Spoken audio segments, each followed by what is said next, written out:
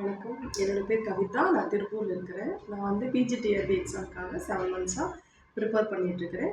அகர்மூர்த்தி சாரோட கிளாஸ்ல miracle coaching சென்டர்ல தான் நான் சேர்ந்து படிச்சுட்ருக்கிறேன்.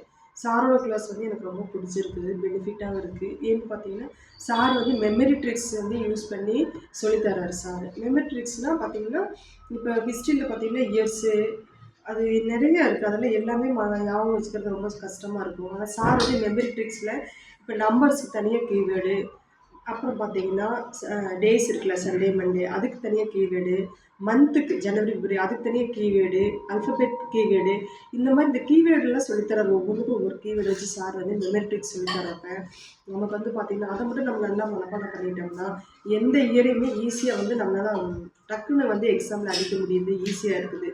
அதனால் சார் ஃபாலோ பண்ணுற மெமரி ட்ரிக்ஸ் வந்து ரொம்ப யூஸ்ஃபுல்லாக இருக்குது. அப்புறம் பார்த்தீங்கன்னா, சாரோட கிளாஸ் வந்து எப்போவுமே early morning 4:30 to 5:30. Early morning ஸ்டார்டிங்கில் கொஞ்சம் கஷ்டமாக இருந்துச்சு எழுந்திரிக்கிறதுக்குலாம். இப்போ பார்த்தீங்கன்னா ரொம்ப யூஸ்ஃபுல்லாக இருக்குது. காலையில் அந்த பிரம்ம முகூர்த்தம் டயத்தில் வந்து படிக்கிறது ரொம்ப பெனிஃபிட்டாக இருக்குது. சாரோட மெத்தட் பார்த்தீங்கன்னா, சார் வந்து முதல்ல வந்து கிளாஸ் எடுத்துட்டு கொஸ்டின் பேப்பர் வந்து கொடுத்துருவாரு. அப்புறம் ஆளுக்கு வந்து ஒவ்வொரு 10 கொஸ்டின் 40 பேர் இருக்கிறோம்னா 40 பேருக்கு 10 கொஸ்டினை வந்து பிரித்து கொடுப்பாரு. ஒவ்வொருத்தரும் 10 கொஸ்டின் எடுக்கணும். ஒரு கொஸ்டினுக்கு ஆப்ஷன் 4 இருக்குது. ஏபிசிடி இருக்குது. ஆனால் ஆன்சர் 1. ஆனால் சார் என்ன சொல்லுவார் பார்த்தீங்கன்னா, ஆன்சர் மட்டும் சொல்லாமல் மற்ற 3க்கும் வந்து நம்ம ஆன்சர் சொல்ல வைப்பார். ஸோ ஒரு கொஸ்டினுக்கு 4 ஆன்சர் சேர்ந்து வந்து படிக்க முடியுது.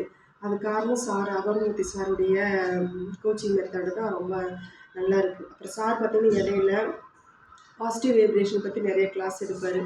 அது பார்த்தீங்கன்னா, அது சில சமயம் நம்ம படிக்கிறப்ப சோர்வு, சில குடும்ப பிரச்சனை அந்த மாதிரிலாம் வரப்போ ஒரு மனம் சோர்வடையும் போது பார்த்தீங்கன்னா, சார் வந்து அடிக்கொருக்க வந்து பாசிட்டிவ் வைப்ரேஷனுக்கு எடுப்பார். அதை பற்றி எடுக்கிறப்ப படிக்கிறதுக்கும் நல்லாயிருக்கு, லைஃபுக்கு வந்து ரொம்ப சப்போர்ட்டாக இருக்குது. மனசை தைரியமாக வச்சுக்கிட்டு மோட்டிவேஷனாக வச்சுக்கிட்டு நல்லா படிக்கிறதுக்கு யூஸ்ஃபுல்லாக இருக்குது. சார் வந்து பார்த்தீங்கன்னா, சார் எக்ஸாம் எழுதுகிறப்ப பிஜிடிஆர் ஸ்டேட் ஃபஸ்ட்டு தான் எடுத்து பாஸ் பண்ணார்.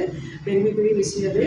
சார் சொல்லுவார், நான் வந்து இந்த மெமரி ட்ரிக்ஸ் வந்து யூஸ் பண்ணி படித்ததுனால தான், கீவேர்டு வச்சு படித்ததுனால தான் ஈஸியாக என்னால் இயர்லாம் மனப்பாடம் பண்ணி அந்த இடத்துல ப்ரெசன்டேஷன் பண்ணி ஸ்டேட் ஃபஸ்ட்டு எடுக்க முடிஞ்சுன்னு சொல்லுவார். அது எனக்கு ரொம்ப எங்களுக்கு எல்லாருக்குமே இன்ஸ்பிரேஷனாக இருக்கிறாரு சார்.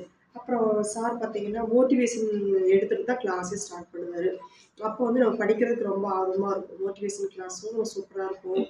அப்புறம் பாசிட்டிவ் வைப்ரேஷன் சூப்பராக இருக்கும். அப்புறம் வந்து கிளாஸ் இருக்கிற மெத்தட் எல்லாமே ரொம்ப அருமையாக இருக்கும் அகர்மூர்த்தி சார் கிளாஸில். இந்த அளவுக்கு வந்து பேசுகிறதுக்கே ஒரு 40 பேர் முன்னாடி கிளாஸ் எடுக்கிற சான்ஸ் வந்து சார் கிளாஸ் சேர்ந்ததுக்கப்புறம் தான் நமக்கு கிடச்சிது. அதனால தான் இப்போயே வந்து நம்மளால் வந்து ஒரு பேச முடியுது. இந்த அளவுக்கு பேசுகிறதுக்கு காரணமே சாரோட கிளாஸ் ஜாயின் பண்ணதுக்கப்புறம் தான். சாரோட கிளாஸ் எனக்கு ரொம்ப யூஸ்ஃபுல்லாக இருக்குது. இந்த தடவை கண்டிப்பாக நான் பிஜிடிஆர்பி எக்ஸாமில் பாஸ் பண்ணிடுவேன். அது காரணம் அகர்மூர்த்தி சாரும் மிராக்கிள் கோச்சிங் சென்டர் கொடுத்த தைரியமும் நல்ல வாய்ப்பும் தான். தேங்க்யூ.